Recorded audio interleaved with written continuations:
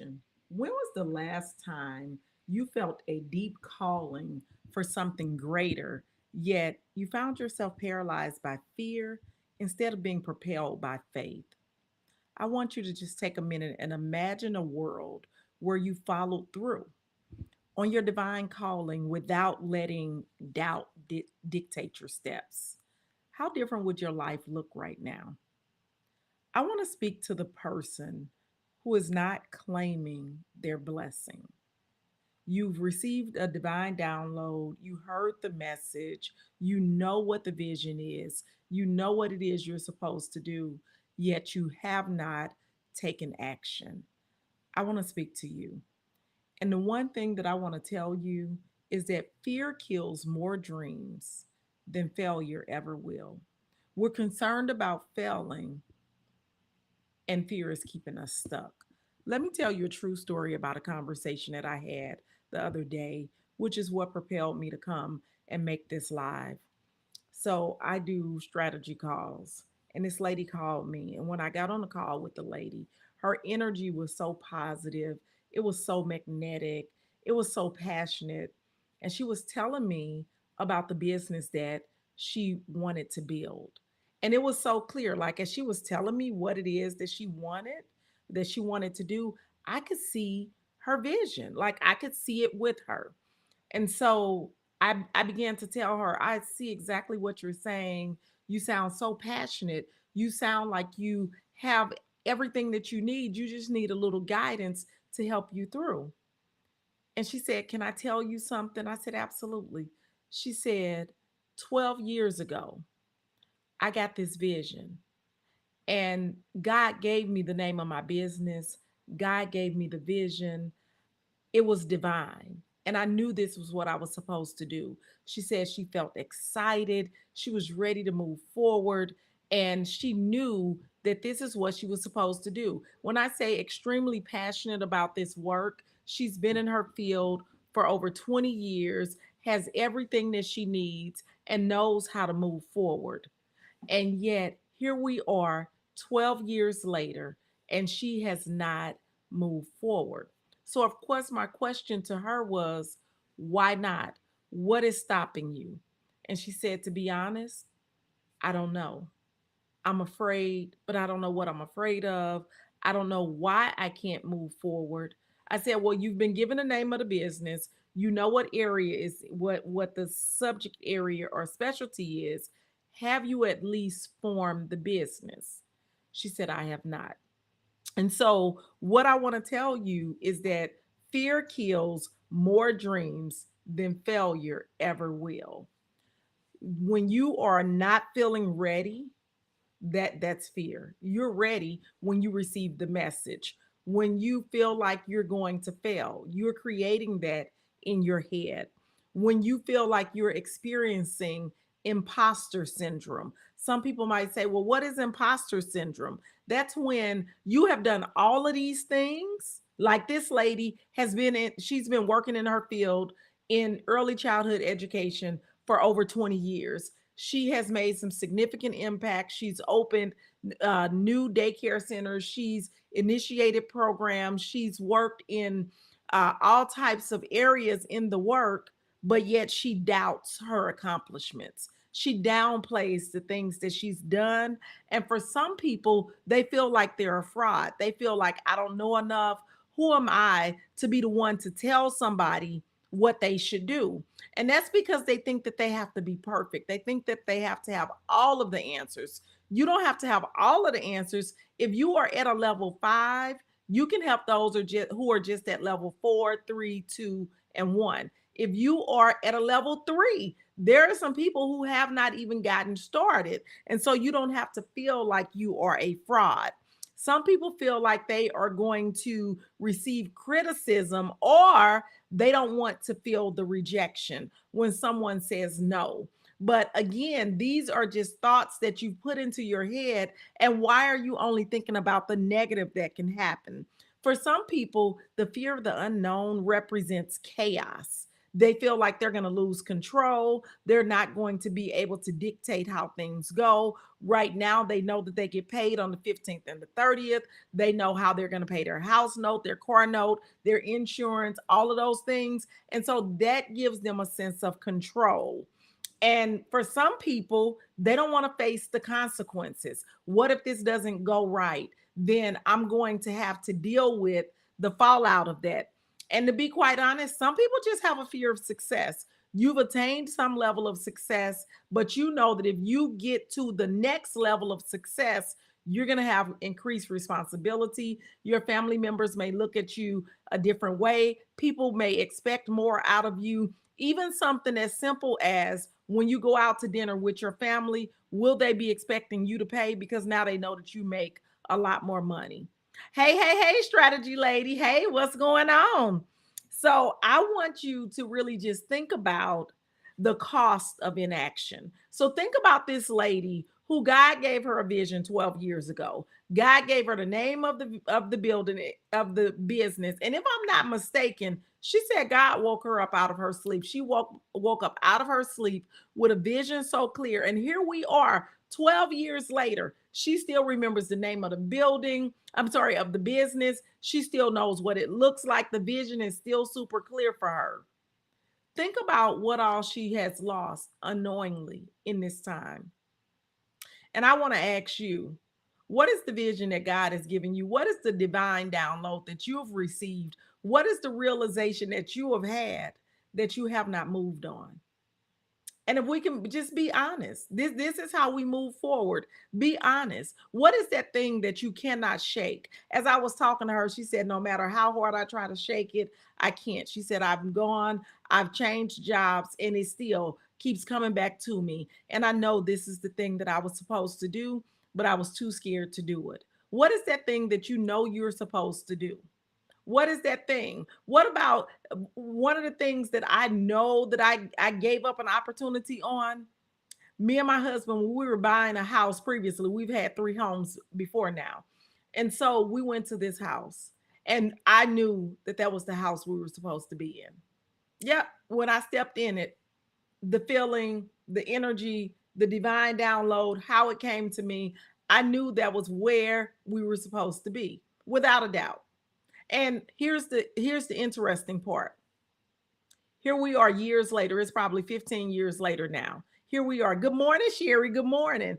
Here we are 15 years later. When me and my husband talk about that, we say that was the house we were supposed to buy. If we had bought that house, we wouldn't have moved an additional 2 times. We wouldn't have moved so much because we allowed the fear to stop us.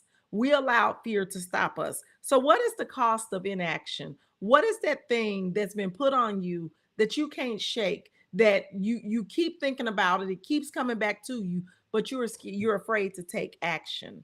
Because there's a cost to inaction.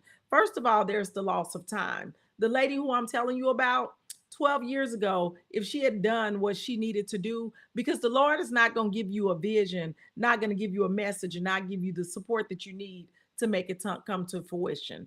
And let me make this story full circle for you. So then the reason why she ended up on the phone call with me is because, again, she couldn't shake it. She wasn't looking for it, nothing. I fell right into her lap. She said it came right up on her screen. Perfect timing. She was thinking about it. She said she hadn't said anything. She said she hadn't said anything. So it wasn't the phone picking up on her words. She said when it popped up, she knew that's what she was supposed to be doing. And she booked the call. We had an amazing call. I didn't know any of this before she told me. We had gone through the strategy call. And I was telling her, oh my goodness, you are so clear. There are so many things you can do. And so I'm straight giving her strategy on how she needs to make this happen. And I told her the first step you need to do, you need to form the business. You have the name. What are you waiting on? People, there's a cost to inaction. There's loss of time. That's right. B. Janet says, I was supposed to relocate a long time ago. She says an inaction has her stuck. But not only that, like think about the things. Think about, and I don't know where you were moving to, But like, think about the good weather that you missed. Think about the sunshine that you gave up on. Think about the potential job promotions that you could have had, the opportunities, the new friendships that you could have formed. And the inaction cost us time. When we don't do the thing that we do, when I talked to the lady who got her vision 12 years ago, I said, so what have you put? What is the price that you've paid for your inaction?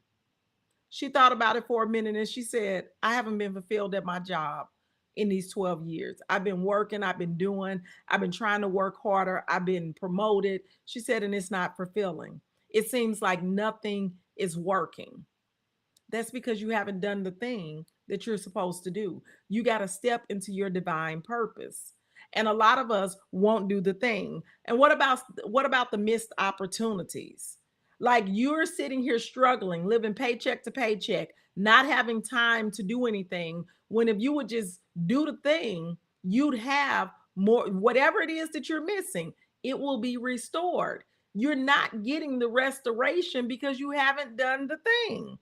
And then we're not living in our potential. You should be living a fulfilled life. Some of us settle and believe, well, I'm just going to be content with what I got. That's not the way you were designed. You were designed to have desires and to want more. Your divine calling is going to require action.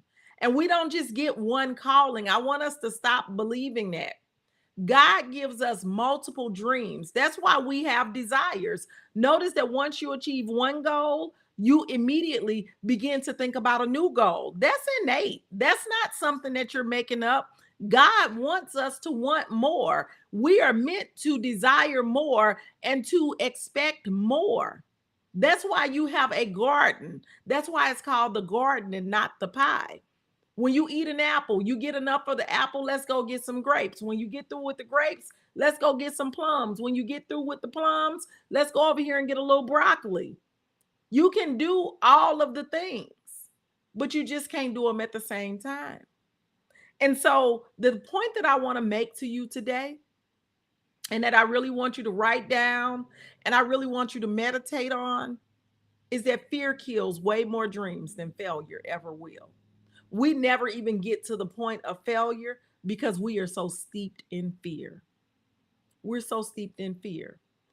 If we focus on the thing that we want instead of all of the things that we don't want and all of the things that are negative, why is it that we only think about the business failing, nobody buying, me not being able to get contracts, nobody, people talking about me behind my back, and all of why are those the things that you're thinking about? If you can focus on the vision, how fulfilled you're going to feel, how happy you are, how people are always, how you've made a new connection, how you've networked with new people, how you can now buy things that you couldn't buy. You can go places you couldn't go. That's right, Sherry. Let's focus on the things that we want. But I will tell you, action is required for manifestation. Action is required for manifestation. And a lot of times it's going to be that thing that you want to do, you don't want to do. It's going to require you to do something that you don't want to do. It is going to test your faith. That's the part that a lot of us fail at. I would have failed. I wouldn't be here. I would not be here today if I had not taken the call. I was setting my business up.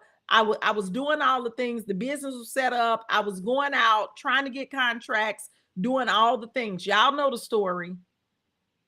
And then I said to the Lord, I need some help because I know that I'm missing something, but I don't know what it is. Lord, help me.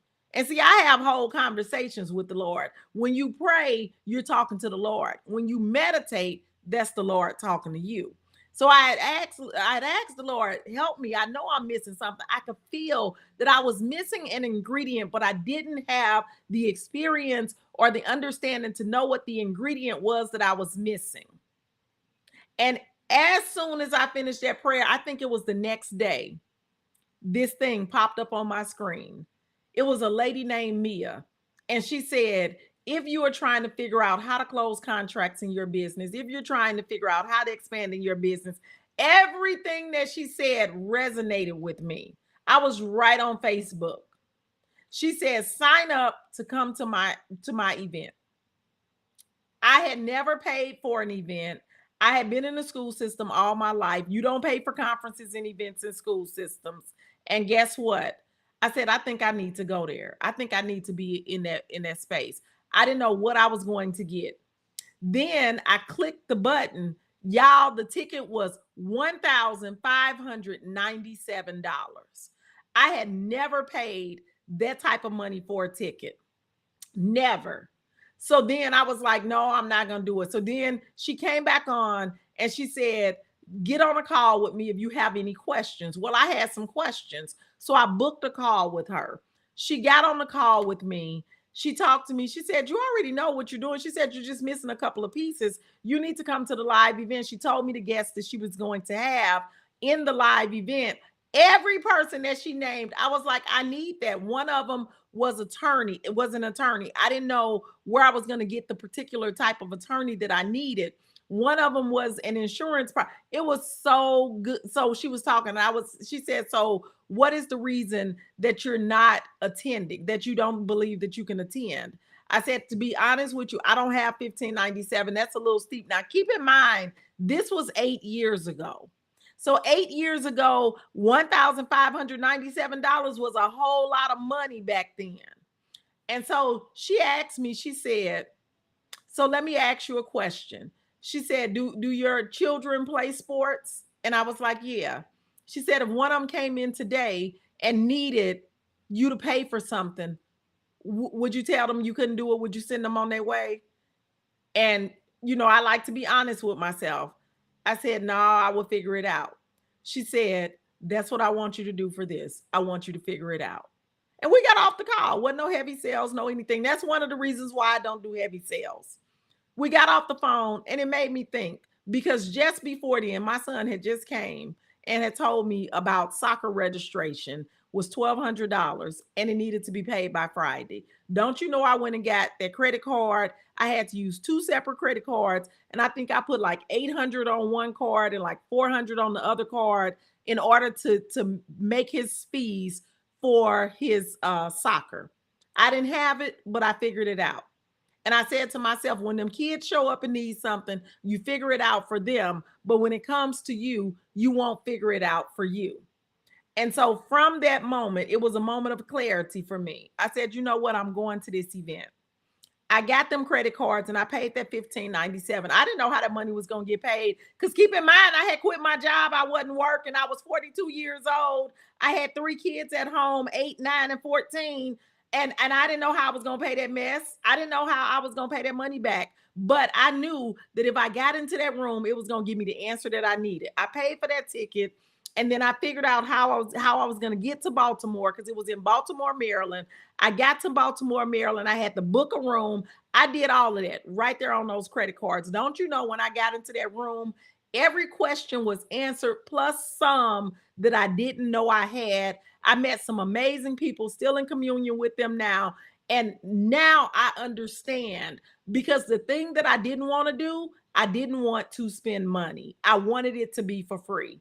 And it's a lot of us who think that we can bet on ourselves, invest in ourselves, but we don't have to be uncomfortable. We don't have to spend money. Will it always cost money? No. But guess what? I was trying to get into a room of people who were business owners, who could help me with my business. And that's exactly what I did. Once I got there, all of my questions were answered. And that was how I was able to make $152,000 my first year as an educational consultant. I give her all of the credit, because had I not come to that live event, I still would have been flipping and flopping and trying to figure it out and doing all these things. But more importantly, I would have still been working for that education company as an independent contractor, where they were ripping me off and robbing me. But that was all I had. So that's all I knew how to do. She told us ideas of how you can get your own contracts. I was able to talk to other consultants.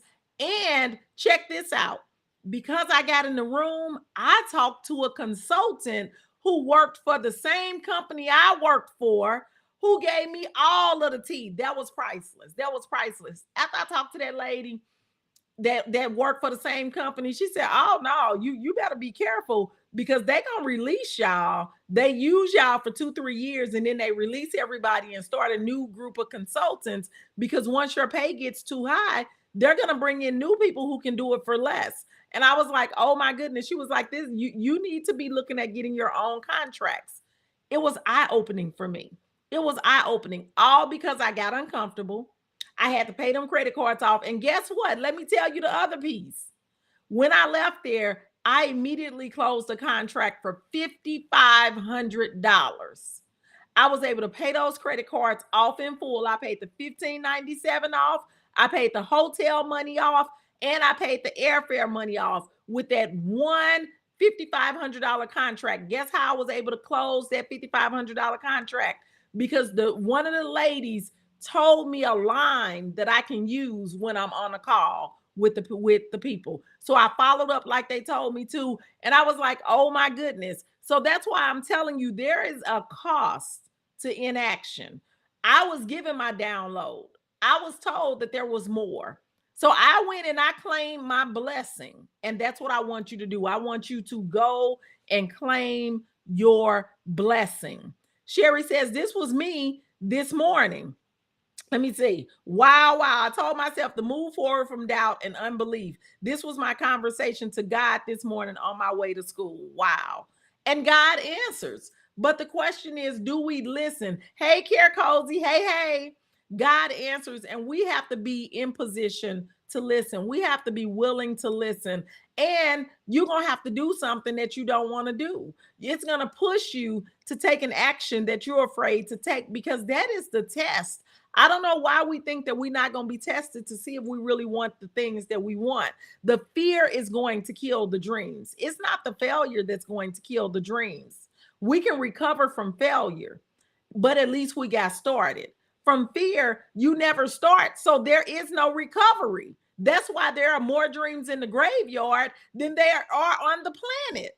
We keep allowing our blessings to go unclaimed.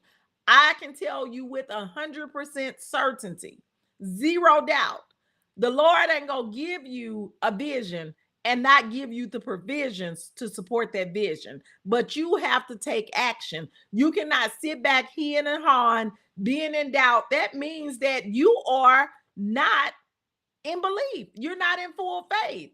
And faith without works is dead. That's why you can't take the action. You're scared that if I spend the money, the thing not gonna happen. Then I just lost my money. That's doubt. That's doubt. You got to step in fear. When I spent that money, I knew that my solution was in that room. I knew that my solution was in that room. And when I went there with the attitude and the perspective and the mindset that my solution was in that room. The reason why the lady who got the vision 12 years ago and still hasn't acted on it, the reason why she can't move forward is because she's not ready or willing to do anything that's going to make her uncomfortable. And in making her uncomfortable, she's worried about, do I need to go back and get another degree? Do I need more certifications? What if they try to challenge me and say that I'm not an expert? Why are you worried about those things? You've already been given your divine download. You've been given your assignment. And you're saying, I'm not going to complete the assignment, but I still want an A. I'm not going to do the work. I'm not going to show up. I'm not going to submit the work. But I still want you to give me an A, and that's not the way it works. It don't work like that in school, and it don't work like that with the Lord. You got to be willing to let go of the thing that you holding on tightest to. And for a lot of us, if I can be totally transparent, we holding on to what we believe is security so hard. That ain't security. That principal can come in there and fire you today. You can be on administrative leave tomorrow. You can have a heart attack today and be out of a job tomorrow because you can't go back to work. So let's stop pretending like we have security. What you have is fear and an unwillingness to move forward in the next part of your dream. You keep holding on to a dream that has turned into a nightmare. So again, I want to ask you, when was the last time you felt a deep calling for something greater, yet you found yourself paralyzed by fear?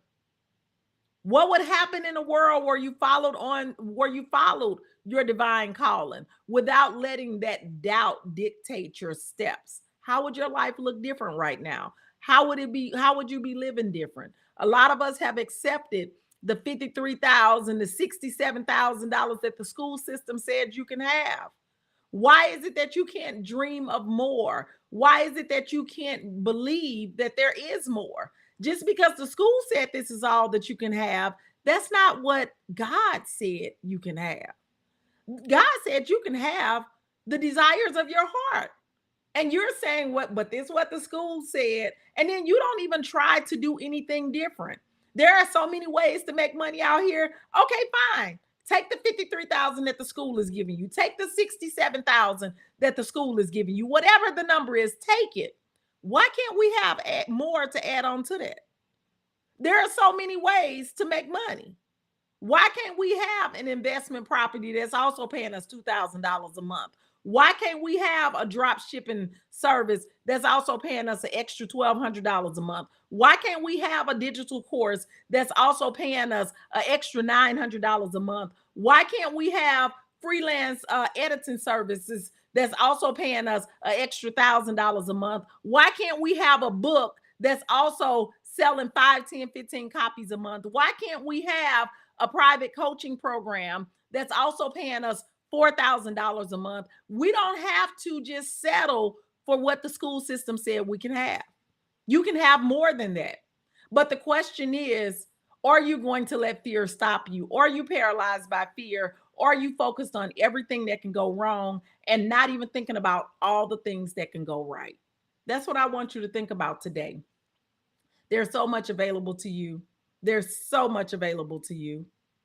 And we have limited ourselves. We have allowed society and our culture to tell us that this is it, this is all, and it's not true.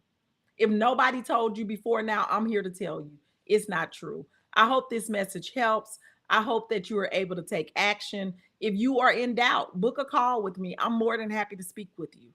Book a call. Let's have a strategy session. Go over what your business idea is with me. I'm not going to charge you a dime, not one hot red nickel. Book a call. Let's review your idea. Let me give you a couple of strategies. And I'm gonna tell you the truth. If it's an idea that I don't know how it will work, I will tell you. I don't know how that's gonna work. If I can point you to somebody else, I will. But if it's dealing with this school system, if it's dealing with contracts, if it's dealing with selling your expertise, I more than likely can help you. And I can tell you the number of ways that you can make a living, how you can bring money in, how you need to do it, and the way that you need to be thinking. Sometimes it's just about thinking about a bigger idea and being willing to expand the idea that we have. That's all I got. I ain't got no more. I'll talk